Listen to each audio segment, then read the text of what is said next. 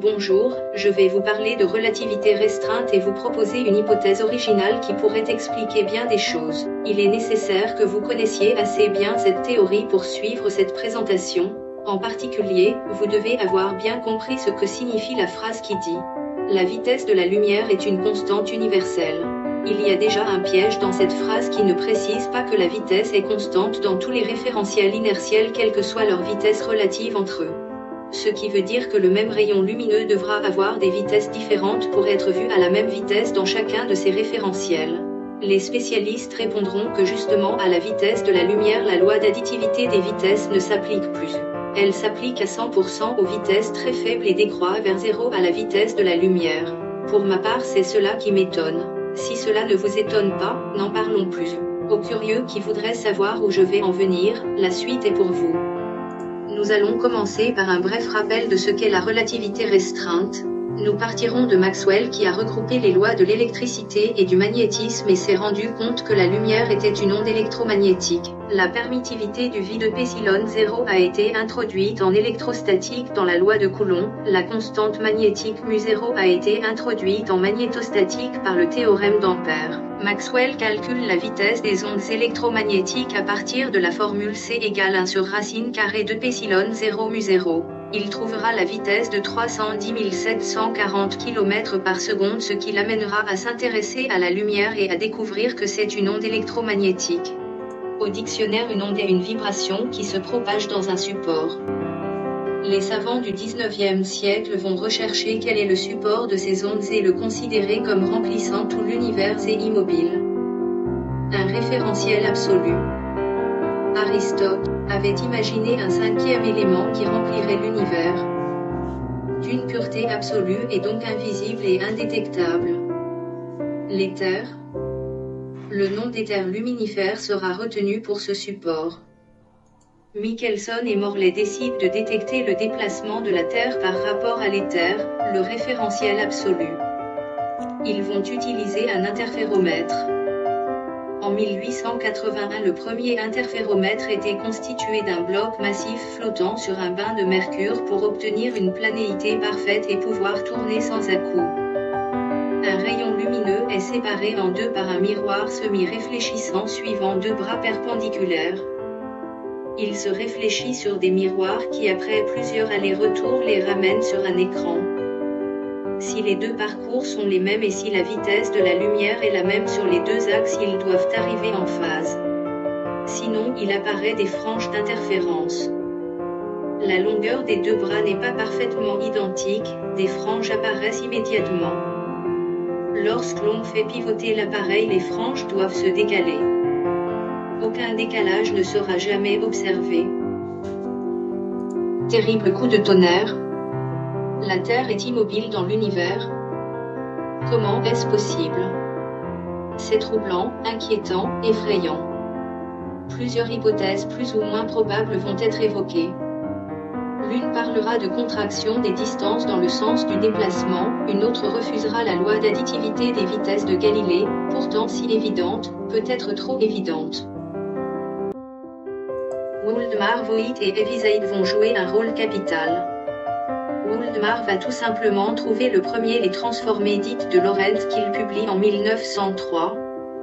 Pour des raisons inconnues, il sera ignoré. Un autre personnage peu connu, celui qui pourtant a simplifié les 20 équations de Maxwell pour les ramener à 4, va s'intéresser à la déformation du champ électrique d'un électron en mouvement et va trouver que ce champ sphérique au repos en mouvement se contracte suivant l'axe de la vitesse en ellipsoïde. L'ellipsoïde d'Heaviside dont le facteur de contraction est celui de Woldemar. Albert Einstein, dans son article de 1905 de l'électrodynamique des corps en mouvement, part de deux postulats. Dans le cas de l'influence mutuelle d'un aimant et d'un conducteur, le phénomène dépend uniquement du mouvement relatif du conducteur et de l'aimant.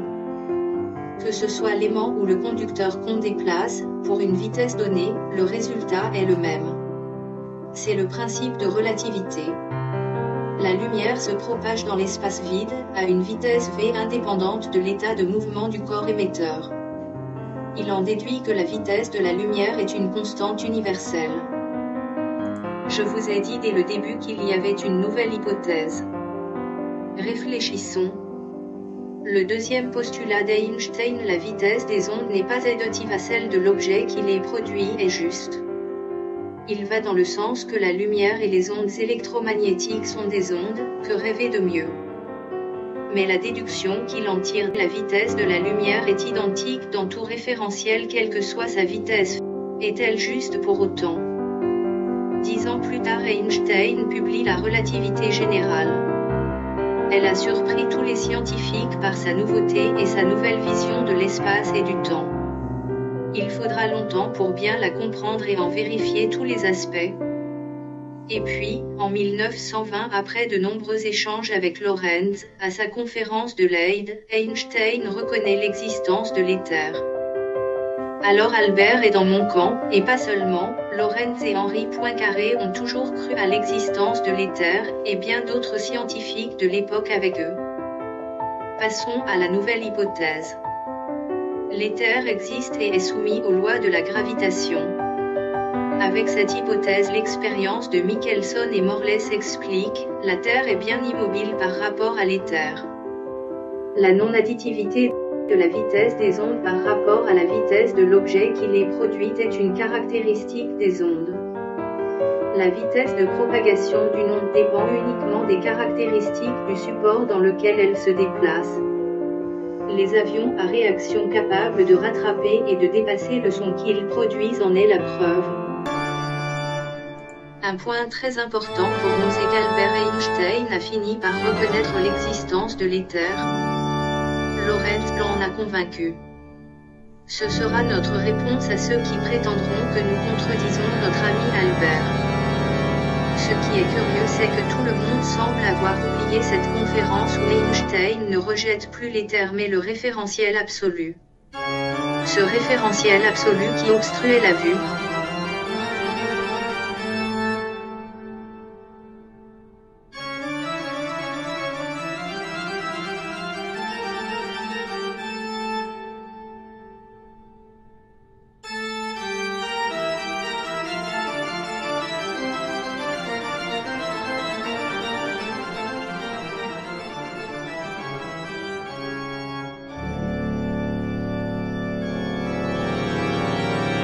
Le système solaire s'est formé à partir d'un nuage de gaz et de matière tourbillonnant et dont les forces de gravité ont regroupé les éléments en planètes autour du Soleil.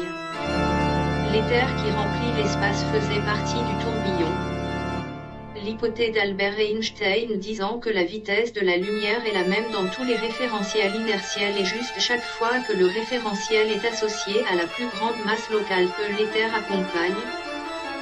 Une sonde se déplaçant sur la même trajectoire que la Terre mais en sens opposé devrait trouver un écart de vitesse de la lumière de 60 km par seconde.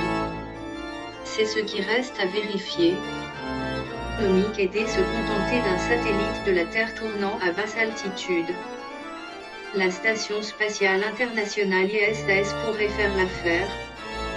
Elle ne tourne pas dans le plan de l'écliptique mais fait un angle de 28,15 avec celui-ci et au franchissement de l'équateur à midi ou minuit au Soleil. La projection de sa vitesse sur l'axe de déplacement de la Terre est d'environ 6 km par seconde. Un écart de 6 km par seconde de la vitesse de la lumière devrait être détectable.